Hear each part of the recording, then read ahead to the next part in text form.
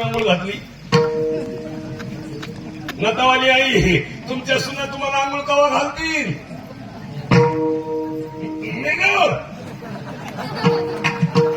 आणि माझ्या डोक्यात असे म्हातारीला आंघोळ घालाय सुना आल्या की म्हातारी डोळे उघडून बघा कोणती सुना आली. एक सांगतो महाराज, शरीर एकदा यायचं एकदा जायचं एकदा आणि परत कधीच यायचं नाही. आता मी मग तिथून इथं आलो, मला काही दोष आहे का? पाया पडलो आणि इकडे निघलो, 2-3 जणी एकमेकीला म्हणते बाया महाराजाला कलर नाही.